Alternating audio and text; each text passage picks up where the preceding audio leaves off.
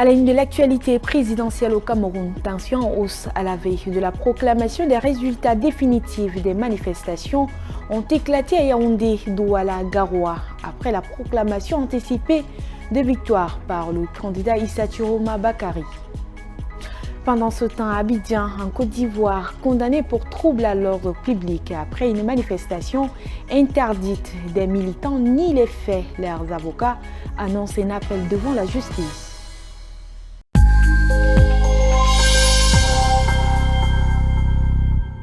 Bonsoir et bienvenue à tous ouvrant cette édition. Par cette information, au Cameroun, la tension est de plus en plus vive dans le pays.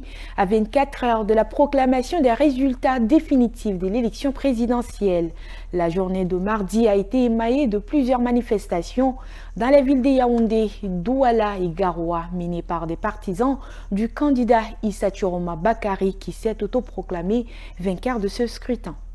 À Garoua, dans le nord, ville d'origine d'Issa Chiroma Bakary et dans laquelle il s'est retranché depuis 2 semaines, les échauffourées ont duré toute l'après-midi. Des centaines de jeunes manifestants y ont investi les rues, affrontant parfois les forces de l'ordre avec des jets de pierres. De nombreux coups de feu ont aussi été entendus. Des tirs de sommation a confié une source policière. En fin de journée, de nombreuses sources ont signalé la mort d'une jeune femme, une enseignante des suites de blessures causées par une balle. À Yaoundé, la capitale, une manifestation de même nature a eu lieu au quartier Singa. Elle a été dispersée au bout d'une heure par les forces de l'ordre à coups de jet de gaz lacrymogène. Des scènes similaires ont eu lieu à Douala, la grande cité portuaire au quartier Niobel. Dans un communiqué, le ministre de l'Administration, Paul Atangandi, a signalé de nombreuses interpellations. Parmi les personnes arrêtées, 20 seront envoyées devant les juridictions militaires pour répondre des faits d'insurrection et d'incitation à la révolte. Dans ces 3 villes, les préfets ont aussi pris des arrêtés interdisant la circulation des mototaxis jusqu'à nouvel ordre entre 6h et 18h. Les résultats de l'élection présidentielle seront officiellement proclamés ce jeudi.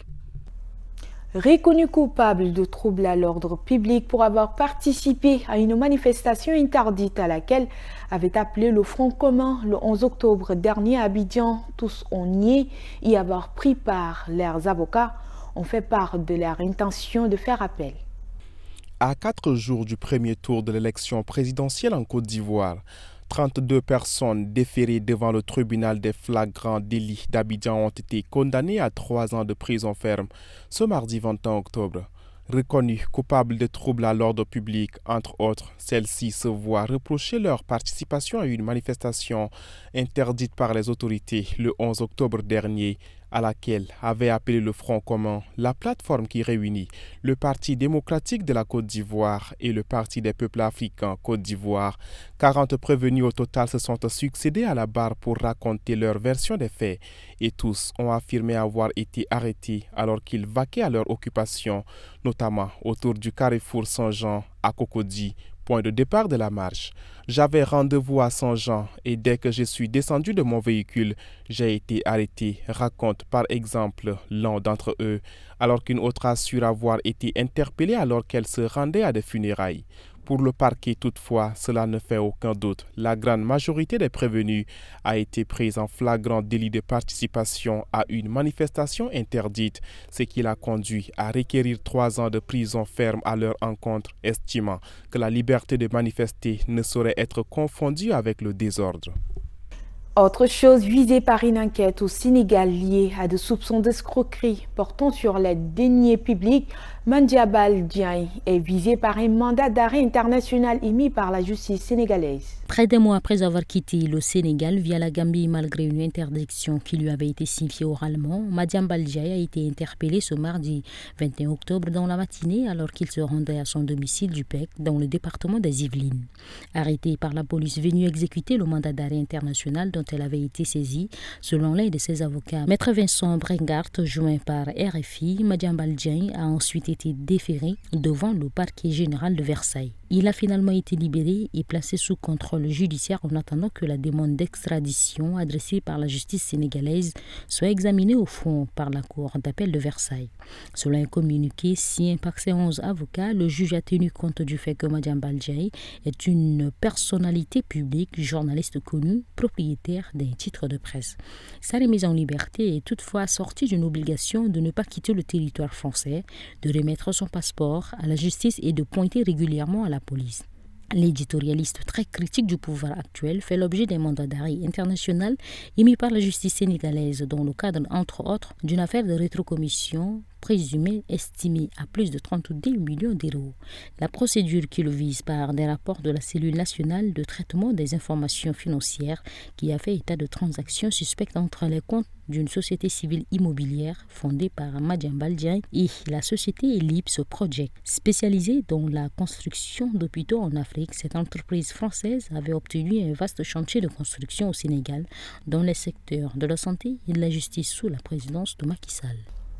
En France, un article du projet de budget fait parler dans les universités. Il propose de supprimer les aides personnalisées au logement, les APL pour les étudiants étrangers hors Union européenne non boursiers. Cela concerne 300 000 jeunes et inquiète les associations et les étudiants.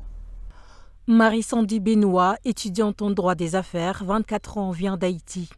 Elle habite en petit studio en région parisienne, à Palaiseau, dans l'Essonne. Mon loyer s'élève à 400 $, explique-t-elle. Chaque mois, les APL lui permettent de payer près de la moitié de son loyer. Je touche 181 €. C'est une aide indispensable, relève-t-elle. Alors, la perspective de voir cette aide tout simplement supprimée pose beaucoup de questions. On commence à se demander comment on va faire concrètement. C'est déjà compliqué de se restreindre sur les choses indispensables comme le transport, le loyer, Internet. Je ne pourrais donc pas rogner. Cette différence se verra sur l'alimentaire. C'est la seule chose sur laquelle on a un pouvoir. On va devoir réduire. Et même là encore, je pense que ce ne sera pas suffisant, regrette l'étudiante. Les associations dénoncent une mesure qui risque de fragiliser encore plus des étudiants étrangers déjà très précaires. Il faut savoir que les APL, c'est une des quasi seules aides auxquelles les étudiants étrangers peuvent prétendre. Si on supprime ces aides-là, on va se retrouver dans des situations dramatiques. Ce sont des étudiants qui vont se retrouver à la rue, qui n'arriveront pas à manger à leur faim.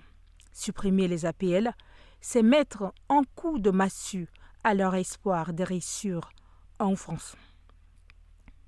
Pour finir, coup de théâtre judiciaire en Colombie, la condamnation historique de l'ancien président Álvaro Uribe a été annulée mardi par le tribunal supérieur de Bogota. En première instance, l'ex-chef de l'État avait écopé de 12 ans de prison pour subornation des témoins et fraude procédurale. Mais en appel, le tribunal a acquitté. Le sénateur Ivan Cepeda, qui était la partie civile dans cette affaire, a déjà annoncé qu'il se pourvoira en cassation.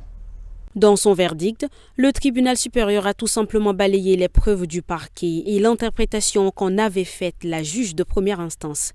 Il a jugé illégal les enregistrements présentés par l'accusation et a pointé du doigt des failles dans la méthodologie de la juge de première instance.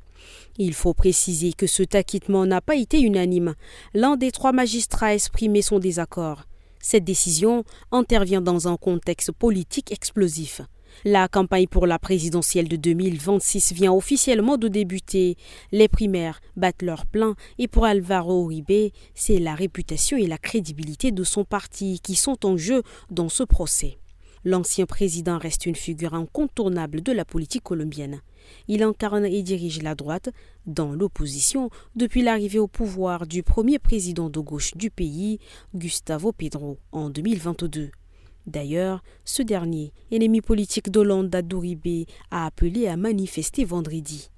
L'affaire, qualifiée de politisée en première instance, l'est encore davantage aujourd'hui. C'était le mois que s'achève cette édition. Merci à vous de l'avoir suivi. Restez de nôtre pour vivre l'actualité en continu.